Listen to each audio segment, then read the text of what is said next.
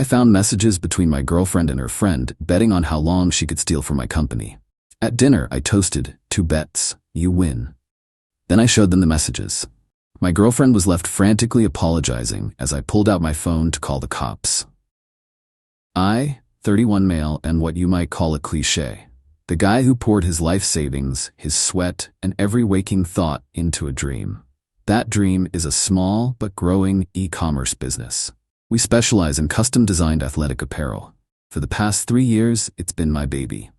I've nurtured it from a bedroom operation to a small warehouse with 3 employees. It's not a Fortune 500 company, but it pays the bills, and more importantly, it's mine. For the last 18 months, Nicole, 28, has been by my side, or so I thought. She was vibrant, funny, and seemed genuinely supportive of my ambitions. When my business started to pick up and the administrative side became overwhelming, she offered to help. With her bookkeeping background, it seemed perfect. I hired her officially as a part-time office manager. It wasn't a huge salary, but it was what I could afford, and she swore it was more about helping me succeed than the money. We moved in together 6 months ago. We talked about the future. It felt real. Last Tuesday, my world imploded. Nicole had been complaining her old laptop was running slow, so I was trying to help her clean it up. I was searching for large, unnecessary files to delete. I searched for the word invoice to see if she had old work documents clogging the drive. What popped up wasn't just files. It was cached message logs from her social media app. The search term was highlighted in dozens of conversations with her best friend, Samantha, 28. My stomach dropped. I clicked one. It was a message from Samantha. Did you handle that new supplier invoice? Easy pickings? I felt a tremor in my hands. This was wrong. I knew it was wrong to keep reading, but I couldn't stop. I scrolled up, and I kept scrolling. The air in the room grew thick and heavy. The initial messages were from nearly a year ago. Samantha, he's so focused on his little company. I bet you could skim a little and he'd never notice. Nicole, lol, maybe. How much you want to bet? The bet was for $500. Samantha bet Nicole couldn't skim $5,000 without me noticing. The chat was a sickening, detailed ledger of their game. Over-ordering supplies and returning a portion for cash. Creating fake invoices for digital marketing services from a shell company Samantha had set up. Skimming from petty cash. They had nicknames for me, the workaholic, Mr. Oblivious. Nicole would describe how she'd console me about tight margins, telling me not to worry, that she had the finances under control, all while methodically bleeding me dry. I didn't feel cold or clear. I felt sick. I ran to the bathroom and threw up. I sat on the cold tile floor for what felt like an hour, my head buzzing, a torrent of rage, heartbreak, and sheer crushing panic washing over me. Every memory of the last 18 months felt tainted. Every I love you, every shared dream was a lie. That night, I barely slept. I lay next to her, flinching every time she moved. My first instinct was to scream, to throw her things out on the lawn. But as the sun came up, a different feeling began to harden in my gut. Rage was a fire that would burn me out. What I needed was ice. This wasn't just a betrayal, it was a crime. It was calculated. My response had to be the same. The next 2 days were the worst of my life. I had to pretend everything was normal. I felt like a terrible actor, certain she could see the revulsion in my eyes. I was clumsy, distant. I think she just chalked it up to work stress, which, in a way, was the final insult. While I was gathering my evidence, she was oblivious. I screenshotted everything. I used a data recovery tool to make sure I had the full chat logs. I backed them up to the cloud, to a flash drive, and emailed them to a new, secret email address. I spent an entire night locked in my office, my heart pounding, cross-referencing their chat with my accounting software. The final tally was just shy of $17,000. It was meticulous. I told them I wanted to celebrate. I made up a story about landing a new client and wanting to take them both out to a fancy dinner to thank Nicole for her hard work. They were ecstatic. The dinner was tonight, at a place we could never afford. I watched them order expensive wine, laughing about some inside joke. I felt a tremor in my hand as I lifted my water glass. Just get through it, I told myself. Finally, after the main course, I raised my glass. My voice was tight, but I forced it to be steady. I'd like to make a toast. Nicole beamed at me. To us? No, I said, my eyes locked on hers. to bets, you win. The confusion on their faces was instantaneous. I didn't give it time to fester. I slid my phone across the table, the screen illuminated with the screenshot of their initial bet. The silence was a physical thing. I watched the blood drain from Nicole's face. Samantha leaned in, her jaw slackening. It was real. They knew it was real. Nicole's voice was a choked whisper. Brandon, I can explain. Can you? I asked, the tremor now evident in my voice. Can you explain the $17,000? Can you explain Mr. Oblivious? The panic set in. The tears, the frantic apologies, it was a stupid joke from Samantha. It was all meaningless noise.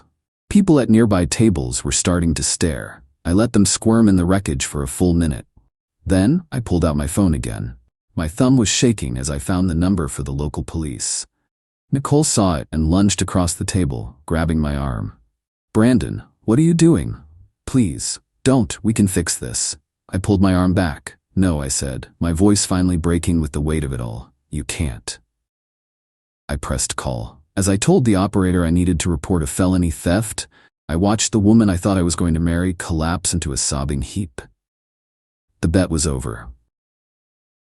Update 1. Thank you for the messages. Honestly, reading them has been an anchor. I haven't really told my family or friends the full, humiliating scope of this, so your support has meant more than you know. The aftermath of that night has been a chaotic, draining mess. The police arrived at the restaurant, and the whole scene was as mortifying as you can imagine. They separated us. I gave my initial statement, and I handed over the flash drive with the spreadsheet and the screenshots. Nicole was hysterical. Samantha, after her initial shock, tried to get indignant, telling the officers this was a lover's quarrel, and I was being vindictive. They weren't impressed. They were arrested and taken into custody. They were out on bail within 48 hours. And then the campaign began. Nicole's parents called me, pleading. Her mom cried. Her dad tried to talk man to man, saying she was a good girl who made a foolish mistake. They offered to pay me back immediately, plus extra for my trouble, if I would just drop the charges. I told them, as politely as I could, that this was out of my hands now and in the hands of the DA's office. Samantha's father, who is indeed a lawyer, though not a criminal one, it turns out, has been a nightmare. He didn't call me. He had his firm send a cease and desist letter to my home, accusing me of harassment. He then sent a letter to the DA claiming I had obtained the evidence illegally from Nicole's laptop, and that the whole thing was a fabrication concocted by a jilted and controlling ex-boyfriend to ruin her life. My lawyer, a sharp, no-nonsense public defender who has been a godsend, told me this is standard bluster. They're trying to scare you into backing down. Don't. The worst part has been the personal stuff. Nicole has left me dozens of tearful, rambling voicemails. They're a mix of frantic apologies and bizarre justifications. I saved one where she sobbed. I know it was wrong, but I was just so lonely. The business was all you ever cared about. The bet was just a stupid game Samantha and I played to feel like we were part of it too. I let my lawyer listen to it. He just raised his eyebrows and said, "Keep saving those. They haven't violated the no-contact order directly, but they're walking the line." Samantha has been posting vague, inspirational quotes on social media about surviving toxic people, and the truth always coming out. A couple of their friends, who don't know the whole story, have sent me angry messages telling me to leave Nicole alone. It's exhausting. I've changed the locks on my apartment and the warehouse. I had to tell my employees what happened, which was deeply humiliating, but they've been incredible. My business feels like the only sane thing in my life right now.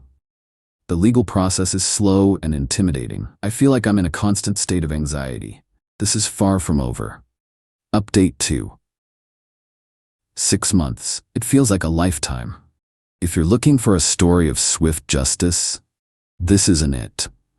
This is a story about the slow, agonizing grind of the legal system. My lawyer warned me this would be a marathon, not a sprint, and he was right. The last few months have been an endless cycle of legal motions and delays. Samantha's father has been funding a vigorous defense. They filed motion after motion to have the evidence suppressed, to question the validity of my accounting, to paint me as an unreliable narrator of my own life. Each motion requires a response from the DA and a hearing, and the court calendar is booked solid. It's a war of attrition. The emotional toll is heavy. There are days I wake up and just wish I'd never made that call, that I'd just taken the loss and tried to move on. The anger has faded into a dull, persistent ache. Nicole and Samantha are still out on bail. Their strategy has become clearer. They are trying to make my life just uncomfortable enough that I'll give up. Last month, one of my key suppliers got a call from a concerned third party who claimed to be a former employee, warning them that my business was under financial investigation and was on the verge of collapse. It was Samantha, of course. Her voice was disguised, but the phrasing she used was eerily similar to things she'd written in their chats. My supplier, thankfully, has known me for years and called me directly. We couldn't prove it was her, but we both knew. It was a clear, desperate attempt to hurt my livelihood. I've had to turn over years of my company's financial records to the defense to prove the theft. Strangers are picking through the business I built from scratch, looking for any discrepancy they can use to discredit me. It feels incredibly invasive. Nicole tried to get the no-contact order amended, claiming she needed to arrange picking up her property from my apartment. My lawyer shut that down hard, arranging for a third-party mover to handle everything. When her things were finally gone, the apartment felt empty, but cleaner. This process is designed to wear you down. And some days it works. But every time I get a smarmy letter from their lawyer or hear about another one of their underhanded tricks, it hardens my resolve. They aren't sorry. They're just angry that their game was called. I have a court date for a pre-trial hearing in 2 months. Maybe then, something will finally happen. Update 3. The wheels of justice turn slowly, but they do turn. The pre-trial hearing was 2 weeks ago. After more than a year of legal maneuvering, Nicole and Samantha were finally forced to confront the reality that this was not going away. Faced with the mountain of evidence, the chats, my meticulous spreadsheet, the voicemails from Nicole, the sworn affidavit from my supplier about the anonymous call, their positions finally cracked. The DA made it clear they were seeking felony convictions and jail time for both of them. Nicole caved first. Her lawyer negotiated a plea deal. She pleaded guilty to 1 count of felony grand theft. The DA agreed to recommend a lighter sentence in exchange for her full cooperation and testimony against Samantha if needed. She wasn't just my girlfriend. She was an employee in a position of trust, and that was a major factor. Samantha, fueled by her father's money and arrogance, held out longer. Her lawyer tried to argue she was just an observer, not a participant. But the evidence of her setting up the shell company for fake invoices and the pattern of harassment, which my lawyer painstakingly documented, was undeniable. The DA was not interested in offering her a lenient deal. Finally, facing a trial she was almost certain to lose, she took a deal as well. She pleaded guilty to conspiracy to commit grand theft. Sentencing was last week. I was there.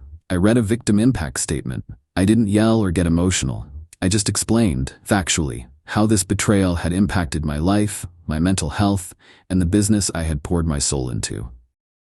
Nicole was sentenced to 1 year in county jail, with the last 6 months suspended, pending successful completion of 3 years of intensive probation. She will also have to pay restitution. She has a felony conviction that will follow her for the rest of her life. She wept silently when the sentence was read. Samantha, due to her more active role in the conspiracy and the subsequent intimidation attempts, received a tougher sentence. 2 years in state prison. Her father, who was sitting in the front row, seemed to physically shrink. All his money and bluster had only managed to buy his daughter a prison sentence. It's a hollow victory. There's no joy in watching people you once cared about destroy their own lives, but it's a victory nonetheless. The criminal part is over. Final update. It's been almost 3 years since the dinner. Nicole is out of jail and on probation. Samantha served 16 months and was released a few months ago. The criminal case is a memory, but the consequences continue. The civil suit, which my new lawyer filed after the criminal convictions, just concluded last month. Let me be clear, this was not a quick payday. It was another year of grinding legal work. But because they had already been convicted, liability was not in question. It was just a matter of damages. The final judgment was significant. They were ordered jointly and severally to pay the full $16,842 in restitution. On top of that, the judge awarded $60,000 in damages for breach of contract, reputational harm to my business, and the costs I incurred securing my finances. The total judgment is just under $77,000. There were no massive punitive damages. As my lawyer explained, that's rare and hard to collect. There was no lien placed on Samantha's father's house. The law doesn't work that way. The victory here isn't in a giant, unrealistic number, but in the grim, long-term reality of this judgment. Collecting has been, and will continue to be, a battle. It's not a check that arrives in the mail. My lawyer has begun the process of garnishing their wages. Nicole works at a diner. I get a small check every month for a couple of $100s. It's almost nothing, but it's a constant reminder of what she did. Samantha's trust fund was, as her father had structured it, protected from creditors to a large degree. However, any disbursements she takes from it can be garnished. Her credit is destroyed. She can't get a loan. She can't buy a house. This debt will hang over both of them for decades, a financial anchor dragging them down. I've only recovered about $8,000 of the total so far, and it's been a fight for every dollar. But the real win isn't the money. It's that I survived. My business survived. In fact, it has thrived. I have 3 new employees. We're moving into a larger warehouse next quarter. I'm more cautious now, certainly. I have a third-party accounting firm handle all my books. The trust I once gave freely is now earned, and slowly. I am dating someone new. It's been a slow process, learning to be vulnerable again. But she knows my story, and she respects the scars. I don't think about Nicole or Samantha often. They are footnotes in my life story. The justice I got wasn't the clean, cinematic kind. It was gritty, exhausting, and imperfect, but it was real. They placed a bet, played a stupid game, and lost everything that mattered.